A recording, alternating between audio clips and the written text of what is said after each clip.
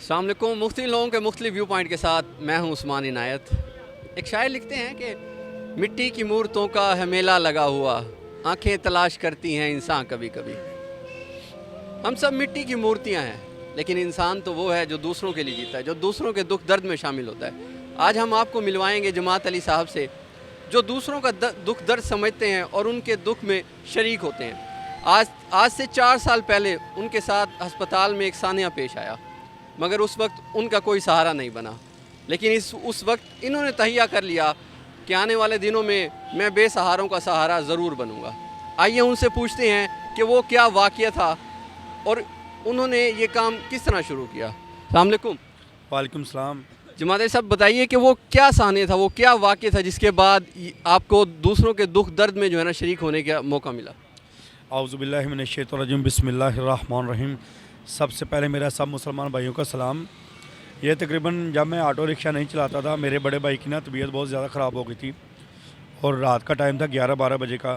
तो रिक्शे वाले रोक रहा था, लेकिन कोई रिक्शे वाला 500 रुपये मांग रहा था, कोई 400 रुपये मांग रहा था।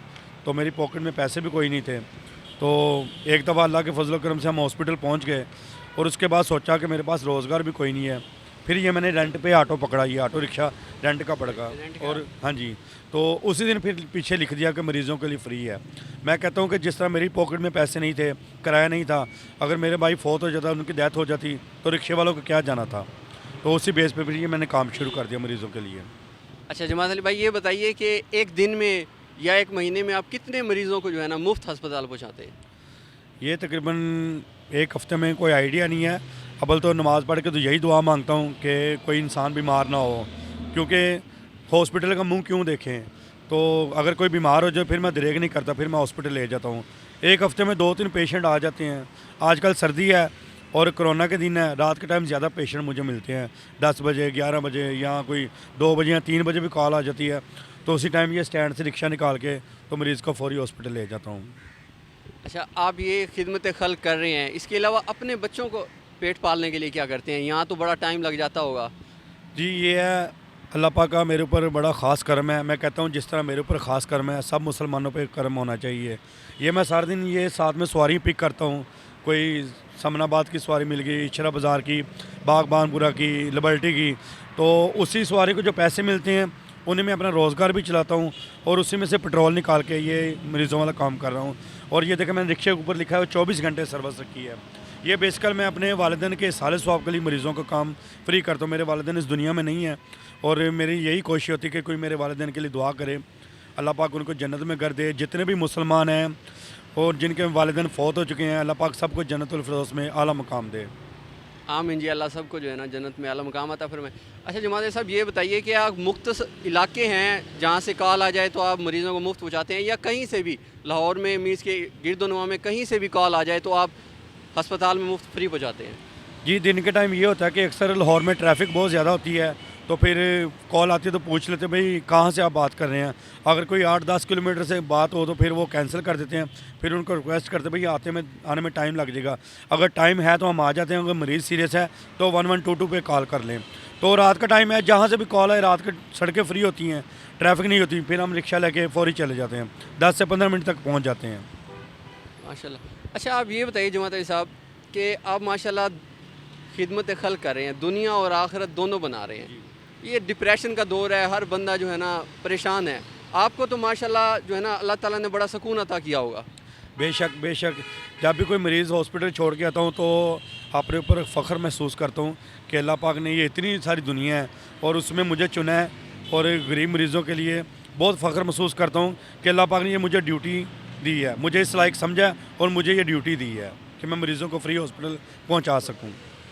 अच्छा जमात अली भाई, ये बताइए क्या आपका नंबर जो है ना अब हर शख्स की रसाई में है, हर शख्स के पास है।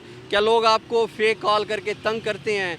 आपने कभी ऐसा हुआ हो किसी ने कॉल की और उधर आप गए हो और कोई ना मिला हो आपको? हाँ जी, कभी कभी ऐसे होता है। ये हमारे लाइन के रिक्शे ड्राइवर हैं, वही ये काम करते हैं, क्योंकि ये पाकिस्तान में, हमारे मुल्क में ये सबसे बुरी बात है कि अगर कोई अच्छा काम कर रहा है उसको करने नहीं देंगे।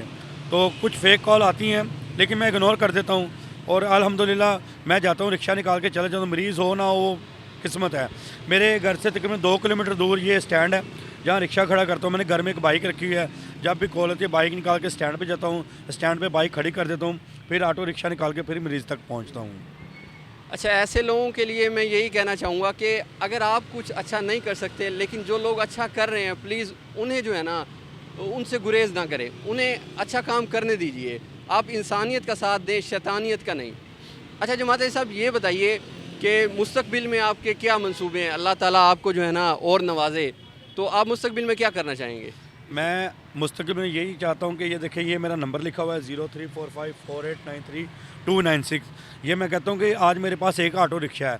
कभी ये होता है कि एक मरीज़ लेके जा रहा हूँ, दूसरी कॉल आ जाती है, तो उनको फिर मैं कहता हूँ भाई मैं मरीज़ लेके जा रहा हूँ। कुछ लोग समझते हैं कि ये भाई झूठ बोल रहा है। मैंने इसलिए अपने मोबाइल में, ये देखिए मेरा मोबाइल है, इसमें 24 घंटे नेट ऑन है। मैं कहता हूँ अगर आपको यकीन नहीं है, मेरा नंबर सेव करें, व्हाट्सएप पर मुझे कॉल करें, फिर आपको पता चल जाएगा कि वाकई मेरे पास पेशेंट है। तो मैं कहता हूँ ये मोबाइल की उनको बताने के बजाय कम से कम मेरे पास 8 से 10 रिक्शे अपने हों, ताकि एक मरीज़ जा रहा है, दूसरे कॉल है, दूसरा भेज दूँ, तीसरा भेज दूँ मुख्तलिफ हॉस्पिटल में। ये मेरी दिल की ख्वाहिश भी है।